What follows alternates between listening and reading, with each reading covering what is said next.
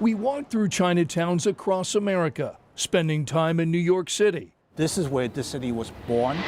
San Francisco. Well, San Francisco was first. 1848-49, there were already a lot of Chinese here. And Chicago. So this is Chinatown mural. Really tells you the history of Chinese Americans coming to the U.S.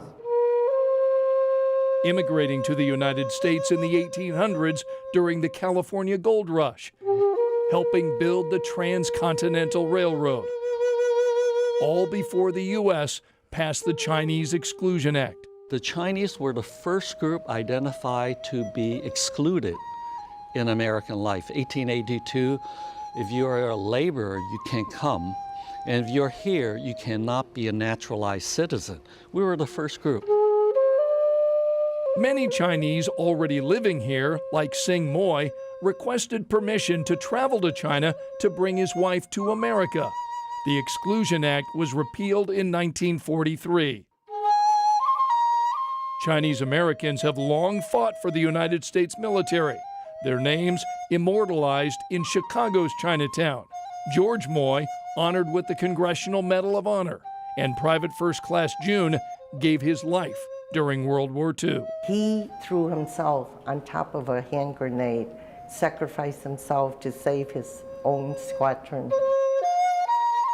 These are the type of stories that we really need the general public to know of our contribution. These are our stories. Some of the businesses are now run by the children of immigrants. Joanne's father-in-law immigrated from China in 1971 and opened Pearl River Market in New York City. They were student activists, and they wanted to create this bridge in their new home in the United States to kind of, in their small way, affect geopolitics, which at the time, relations with China were frozen. And we've come so far in those 50 years.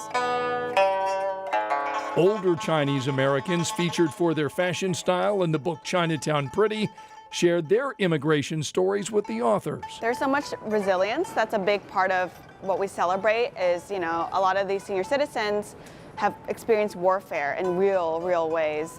They've had to immigrate to a new country where they didn't know the language while raising families, while working multiple jobs. The pandemic has been another challenge for Chinese Americans. Asian hate crimes soared. Shops and restaurants in Chinatowns across the country were crippled when tourists stopped visiting. Efforts are now underway to remind people these are Americans with an Asian heritage. Chinatowns tell the story of America. We are a land of immigrants. Those who've been coming to the United States for generations, and those who still view America as the land of opportunity. Chinatown truly belongs to America. This was, it still is, your launching pad to pursue the American dream of a better life.